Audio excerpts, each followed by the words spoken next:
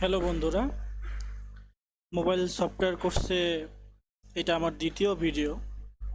তো আজকের বিষয় হচ্ছে মোবাইল সফটওয়্যার সাধারণ সমস্যা।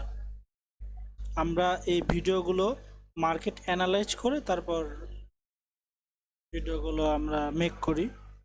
তো আজকের তারিখটা হচ্ছে 1/12/2024।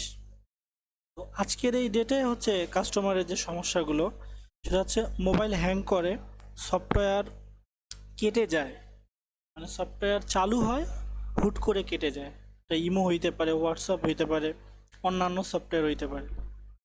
আর মোবাইল ডাটা যেটা, ওইটা অনেক সময় চালু হয় না। আচ্ছা, এই সমস্যাগুলো আসলে আমরা প্রথমত নর্মালি যে সেটটাকে হচ্ছে ফরম্যাট করব।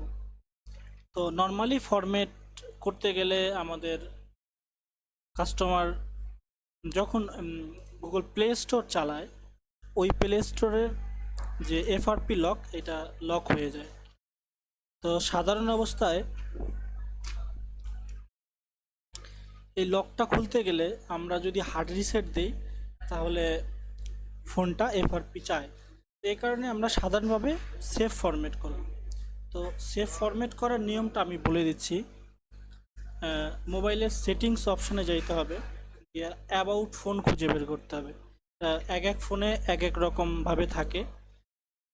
এবার অ্যাবাউট ফোনে যাওয়ার পরে অ্যাবাউট ফোনের নিচে বিল্ড নাম্বার হচ্ছে 5 থেকে 7 বার ক্লিক দিলে, ক্লিক করলে আপনাদের ডেভেলপার অপশন এনাবেল হয়ে যাবে। এরপর আপনার ডেভেলপার অপশনে গিয়ে OEM আনলক করে দিতে হবে, OEM আনলক। এরপরে ইউএসবি ডিবাগিং এর ফাঁকা অংশটাতে টিক করে দিলে আপনার ডেভেলপারের যে কাজটা, এটা সম্পূর্ণ হবে। এখন আপনি মোবাইলের সেটিং অপশনে গিয়ে ফোনটাকে অপশন থেকে রিসেট করে দিতে পারেন। আপনি অপশন থেকেও রিসেট করতে পারেন এবং ফোনটাকে অফ করে বাটনের যে রিসেটটা, সেটাও করে দিতে পারেন। তো এই দুইটা করে নিলে ফোনটা আপনার ঠিক হয়ে যাবে।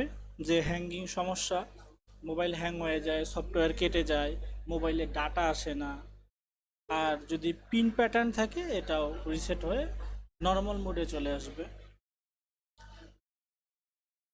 তো এভাবে আপনারা হচ্ছে ফোনটাকে সেফ ফরম্যাট করে নিতে পারবেন সেটিংসের দ্বারা।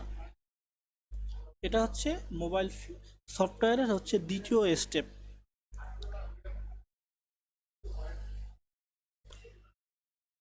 আর এভাবে ফরম্যাট করলে আপনারা যদি OEM আনলক আর ইউএসবি ডিবাগিংটা অন করে দেন, এরপরে যদি আপনারা সেটটা হার্ড রিসেট করেন, সেক্ষেত্রে আপনার এফআরপি চাবে না। তো কাস্টমার যদি এরকম সমস্যা নিয়ে আসে যে ফোনটা হ্যাং করে, সফটওয়্যার কেটে যায়, ডাটা আসে না, তাহলে আপনারা এভাবে ফরম্যাট করে, ডেটা ইরিস করে, আপনারা ফোনটা আবার আগের যে পর্যায়ে, ওই পর্যায়ে নিয়ে আসতে পারেন। এটা হচ্ছে আমার সাধারণ একটা টিপস। তো আপনারা আগে এই কাজগুলো করবেন, এরপরে আমরা ধীরে ধীরে করে আমরা টুলসের দিকে যাব। কারণ আগে নর্মাল বিষয়গুলো দিয়ে কাজ করতে হয়। নর্মাল বিষয়গুলো কাজ করার পরে ওকে হয়ে গেলে তো বেটার। যদি এর পরে না হয়, তাহলে আমরা টুলে বিস্তর যে বিষয়গুলো শর্টকাট পরবর্তীতে দেখব। তো কাস্টমার হ্যান্ডেল করতে হলে আমাদেরকে প্রথম এভাবেই ফ্লাশ করে, সাধারণ মোডে ফ্লাশ করেই ওকে করে দিতে হবে। ঠিক আছে, আজকের ভিডিও আমার এতটুকুই। নেক্সট ভিডিওতে আমরা পরবর্তী বিষয়গুলো নিয়ে জানব। ধন্যবাদ সবাই।